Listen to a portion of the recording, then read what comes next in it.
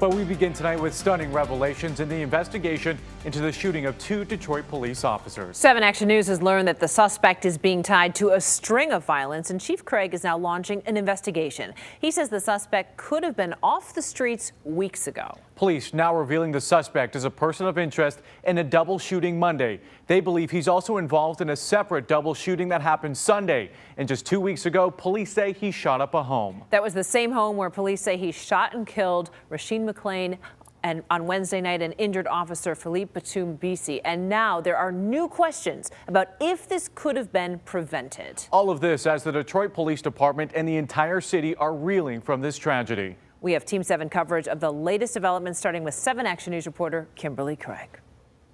Yes, Heather, 2 days before Officer McClain was killed, the same suspect allegedly killed a man by the name of Dantes Calhoun, and the chief wonders if investigators at the 12th precinct did enough to stop him after that drive-by shooting. I'm very angry.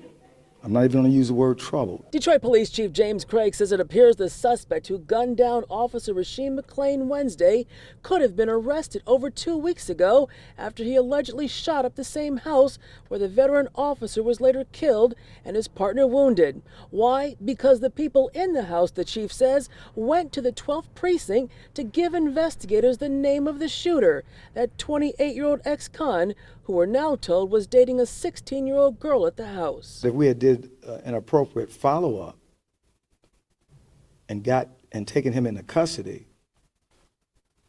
we wouldn't be talking about our hero who's no longer with us, because he would have been in custody. His parole would have been revoked. And that's not the only murder that may have been avoided. The suspect shot up the house on Wyoming on October 30th.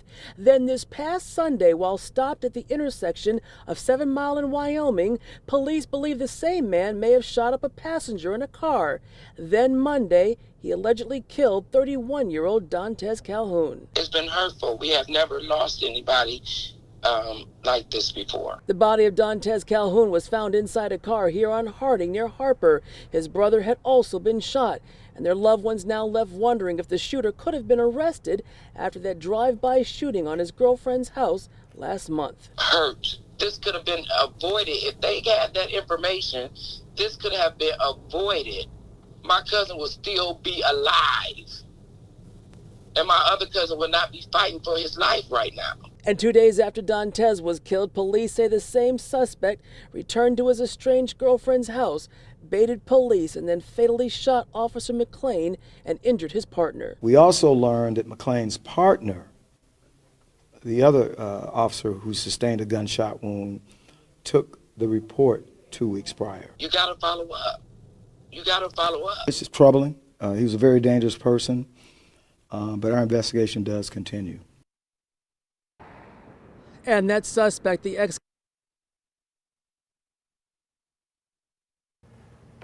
All right, it looks like we lost Kim there, but then just a tragic story here, and we'll see what happens after Detroit police continue their investigation. And our Team 7 coverage continues now with 7 Action News reporter Jen Shantz live at the 12th precinct where officers McClain and BC serve. So Jen, what are officers there telling you?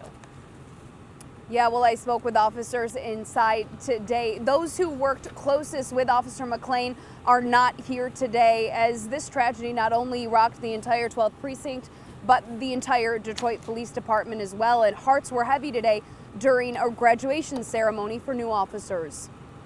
As you know, several days ago, we lost one of our heroes.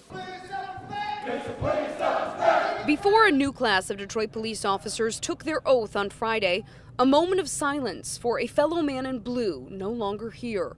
16-year veteran of this department lost his life serving this city.